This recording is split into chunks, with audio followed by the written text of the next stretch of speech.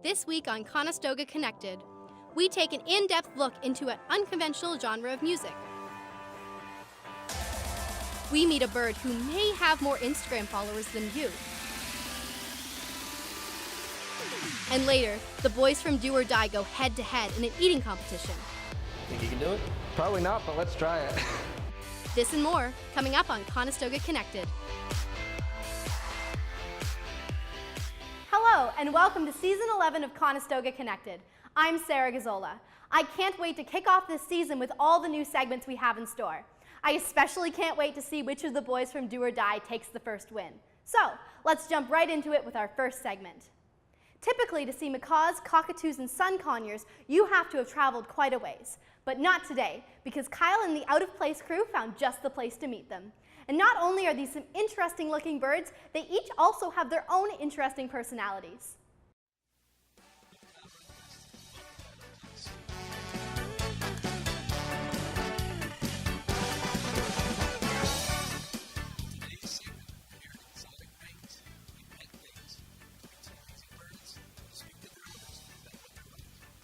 This is Tivoli. She is 27 years old, and she is one of the many birds at the store. She is a permanent resident there, and she is owned by the owners, Mark and Lisa. Tivoli is a Moluccan cockatoo who is native to Malaysia and area. They are a CITES 1 animal now, endangered in the wild. Tivoli has had a very different life for most birds. Perhaps the most prominent point in her life was when she got to meet one of the most notable rock bands in the entire world.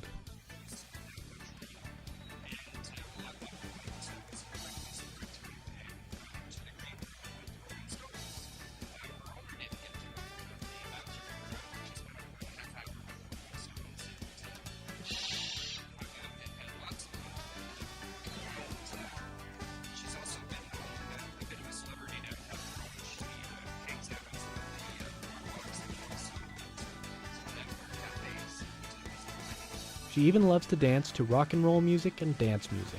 She especially loves AC/DC. We also had a chance to speak with the owner of a bird named Koa. Koa is originally from northeastern South America, and she's pretty popular on Instagram.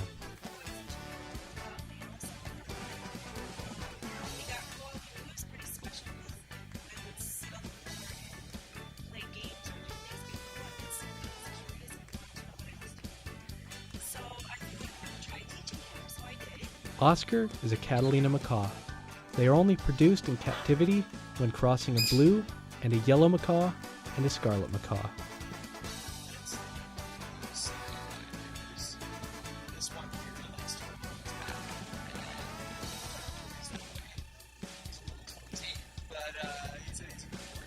It was a wonderful experience meeting these amazing birds. This is Tivoli and Kyle Runquist, Conestoga Connected, St. Clement. Can you believe little Koa has almost 6,000 Instagram followers? We'll be sure to follow him. Next up, we have Schools Out. Our host, Mackenzie Dobb, follows a teacher from their classroom to what they get up to after the bell. Let's take a look. Welcome to the first episode of Schools Out. I'm Mackenzie Dobb, and we're here at St. Jerome's University. Today we're meeting with Diana Lobb, an English professor here at the school. Let's go talk to her. I was teaching English 108F. It's a theme course called The Rebel. So if we just read on the surface of it, what's your take? It's that moment when it really is addictive. That moment when you see the light go on behind their eyes and they have understood. I actually started during my master's degree. I was given the opportunity to teach a section of one of the large introductory courses. The first time I taught, I actually ended up calling my parents and saying, "Why didn't you tell me this was so cool?" My parents are both teachers. I really enjoy theater. Okay, so we're at KW Little Theater. Let's go see what Diana does inside. I've taught plays as part of literature, but as far as actually being on a stage myself, 6 years. You have to read the words, absolutely, but you have to try and see how they'll be presented on stage. So after years of telling students that and of going to theater, I thought, the one side of theater I've never seen is from the stage side. Do you feel like Diana's teaching has helped her become a better director and the director she is today? I think it definitely has. It helps a lot with her to communicate her ideas and to try to get across the sort of directions that she's trying to give people. I think if I had to choose, I'd be a teacher. Thanks for joining me at school today. I'm Mackenzie Dobb for Conestoga Connected, and I'm out. After the break, we find out why this local record store owner decided to open up shop 2 decades ago. And in Tryouts, Tyler Woodman takes a look to see if this average Jane makes the cut. Coming up on Conestoga Connected. Welcome back. Our next segment explores punk music, a genre that most of us know but don't hear much of anymore. And this week, Brittany is going to take us on a journey through early punk and how it affected this local record store owner. Let's tune in and face the music.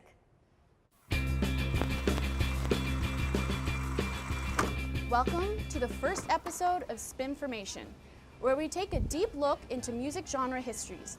I'm your host, Brittany Alexandra, and I am so excited to be here. We're in Uptown Waterloo and we're checking out Orange Monkey Music. Let's go take a look.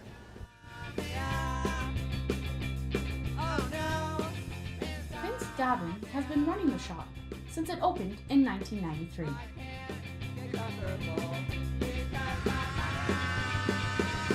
Thank you so much for having us at the Orange Monkey Music. My pleasure. You said that one of your biggest influences was early punk. My sister be listening to music in her room. She's a bit older than me. The one day she came home with, never mind the Bollocks, but the Sex Pistols. I came running in her room going, what the hell are you listening to? Made me a Ramones cassette and got me into that, and then afterwards I went out and bought a Cramps album. What made you decide to open the Orange Monkey Music record shop? I just wanted to become a specialty store for like independent music and vinyl and, carry things that like no other store in the Kitchener-Waterloo area would carry. Do you know of any local punk bands around the Kitchener-Waterloo area? Friends of mine, they're in a band called Hawkeyes. They're great. Stacy Schmidt, the drummer of Hawkeyes, has been coming to Orange Monkey Music since its opening. I've built a relationship, friendship with Vince and just the store, and it's just important that these documents are still here. Anybody can get it. It's not a dead format, and that's just a store in general. Stores don't always exist, but the fact that this is still going after 2 decades, that's pretty amazing. Thanks so much, guys, for tuning in to the first episode of Spinformation. I hope you had as much fun as I did. I can't wait to go home and listen to my brand new record.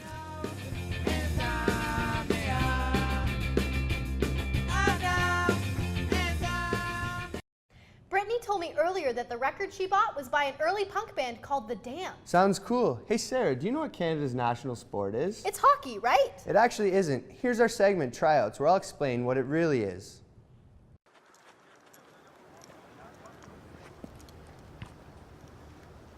Hey folks, and welcome to the first episode of Tryouts. I'm your host Tyler Woodman, and we got a doozy for you guys today.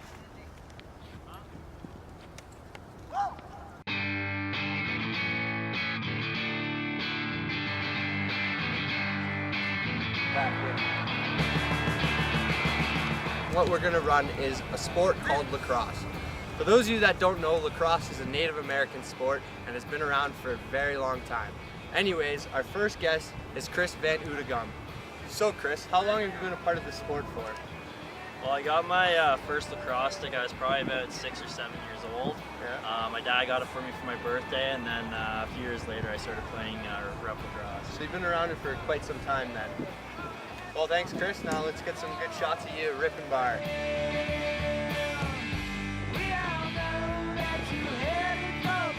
Our guest today is none other than our producer, Heather McLeod. Welcome, Heather. Are you excited? Yeah, I'm a little nervous, but Because Ready to go. I'm very excited to see this. Here Chris is teaching Heather how to pass and catch. There's an old saying, elbow high, the ball will fly, elbow low, the ball won't go. Field lacrosse is played with 10 players per side, 3 attackmen, 3 midfielders, 3 long poles, and a goalie. The object is to take the ball from your end of the field either by passing or running and getting it to the other side of the field and scoring on your opponent's net.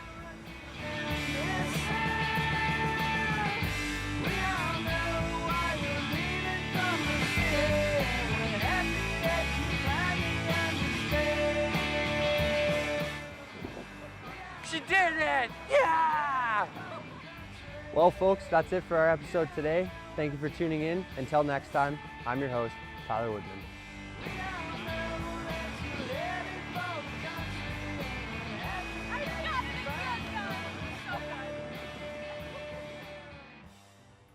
I think Heather did a pretty great job out there. Not sure I would have been able to make it into the net, but I definitely learned a lot about lacrosse. Join us after the break where my co-hosts Tristan and Jake will take you through to the second half of the show. Stay tuned. Coming up, we take a look at a colorful career choice. I have a hard time expressing my creativity in other ways, and dog grooming and adding color and expression, that's the way that I express myself. Then we head over to Hespeler to find out what it was like having a big budget movie filming downtown. The hype around James Franco coming to town was quite surreal. As Cambridge is just a little town, I guess you could say, especially Hespeler itself. All that and more after the break. Welcome back to Conestoga Connected. I'm Tristan Greenoff. And I'm Jake Stevens. What do we have for the folks today, Tristan? Curl competitions, cool jobs, and local locales. What more could you want? Let's get connected. Taking your dog to a groomer may be standard practice for many dog owners, but does your dog come home dyed green? In this segment, we meet the creative groomers of Forever Loved Pet Salon and find out why they are not your average dog groomers.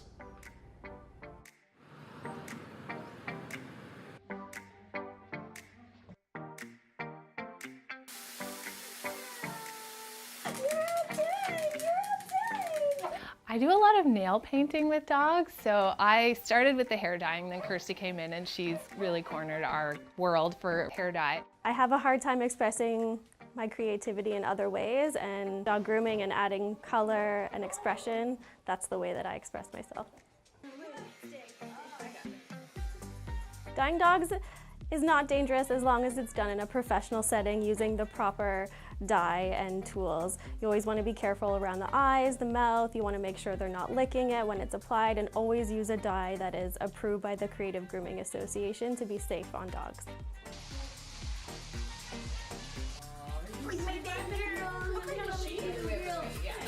So Stella is just turned 7 this year. I've had her since she was 5 months old. Because she was so shy, the groomer on staff dyed her hair. So when I adopted her, she actually already had her color. So it grew out, we shaved it off, and she started moping and sitting in the bed and being all by herself. We wondered, what's wrong with her? So we dyed her again, and she just ran around the shop, smiled, jumped on everyone, and was super happy. People think that I dye her like this to be a fashion statement. And again, that's not true. We dye her like this because she enjoys it. She loves showing her friends. The clients love coming in and seeing, what's Stella gonna look like today? People generally really love it. Doing an apprenticeship is really the way to go if you want to get into the grooming world. It's a tactile, hands-on career. So learning from people that are willing to teach you is huge. I have an online certificate in dog grooming, and I did all the apprentice work here, hands-on learning from all the owners.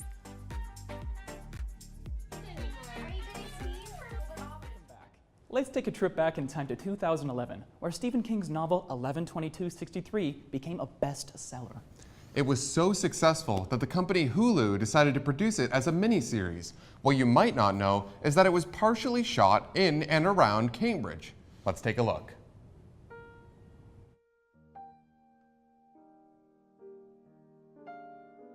"11/22/63 was partly shot in Hespeler's Village by the Corridor Queen and Tannery, as they spent just a little over a week filming scenes they needed for the show.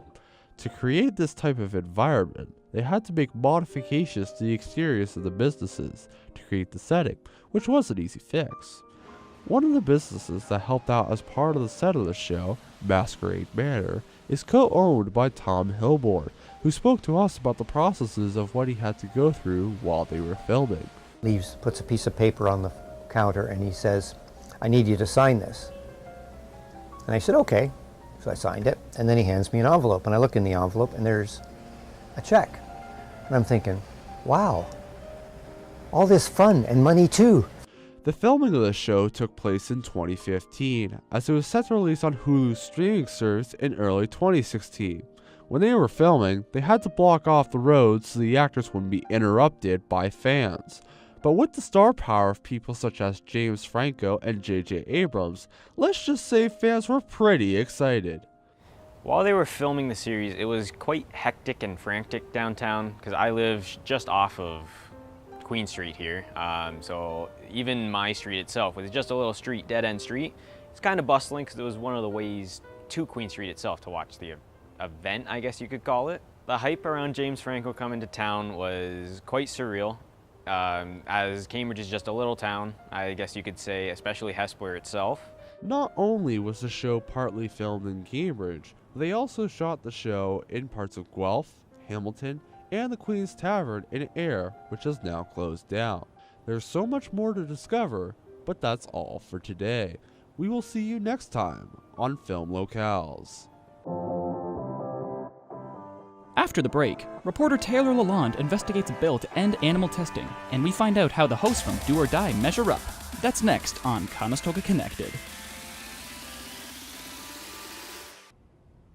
Could you imagine a world without animal testing, Tristan? That may become a reality with a new bill in the House of Commons right now. Taylor Lalonde has the story. Animal testing in the cosmetics industry may be history as we know it. Bill S-214 cleared Senate this past June. If passed, the bill will ban animal testing in the cosmetics industry across Canada. The bill was first introduced 3 years ago by New Brunswick Senator Carolyn Stewart-Olson. There has been a lot of buzz surrounding the ethics in animal testing. Dr. Tahir tells us more. In medical testing, you are doing something for the benefit of the human being and human race, and particularly for the animals too. A lot of products which use in humans, they end up using in animals too. For example, biologics, medicines, life-saving drugs. So I think that would be for the beneficial of humanity and animal welfare.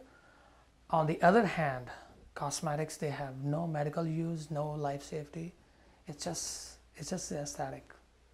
Lush, a leading cruelty-free company in the cosmetics industry, is running a countrywide campaign to help bring awareness to this bill.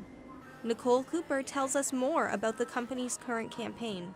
We wanted to let our customers have a voice by texting in and letting their local legislators know that when the bill comes out in the House of Commons, that we should vote for it to be passed. The vote for Bill S-214 is still pending. For more information on how you can make your voice heard, visit lush.ca. For Conestoga Connected, I'm Taylor Lalonde. In this next story, our hosts Josh and Aaron show some crazy antics where they faced the Harley Man Challenge. Let's check in with the guys from Do or Die.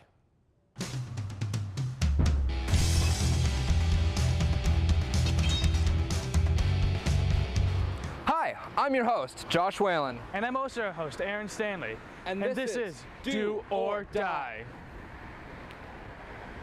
Nice wiener, Josh, but I think I got you beat. That's funny, because we're at What Up Dog today taking the legendary Harley Man Challenge. Let's check it out.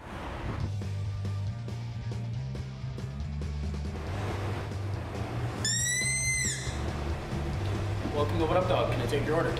We want to know about the Harley Man Challenge. Harley Man Challenge is 2 pounds of fries, a deep fried grilled cheese, and a deep fried Mars bar with a 15-minute time limit. Think you can do it? Probably not, but let's try it. My strategy is I'm going to start with some of the fries first. Bad choice. After that, I'm going to eat the whole Mars bar. Bad choice. And after the Mars bar, I'm going to go back and forth between the fries and the sandwich. My strategy is to start with the Mars bar first, then go between the fries and the sandwich until I have nothing left. Let's all be honest, Josh is going down. don't want to do this. Alright guys. Okay. So you know the rules. You give me the numbers for your cardiologist. As soon as the first bite's taken, I'll hit start. Okay, we have to take the first bite at the same time then. Ready? 3, 2, 1. Look at that. Chew, chew, swallow. Chew, chew, swallow. I'm totally gonna win this. I'm definitely not gonna win this. You suck. I can't do it. You okay? No. Neither am I. This is actually hell. Why did I do this to myself?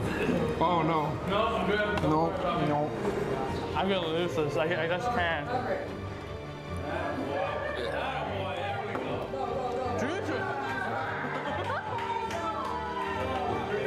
It was good.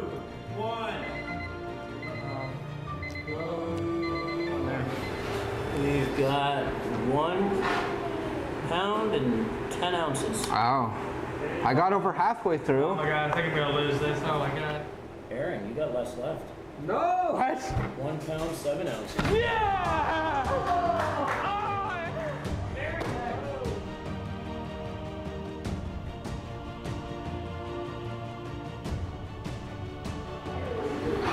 Savor your victory, it's the only one you'll get. Oh god. I'm so happy I'm not doing this. Oh no.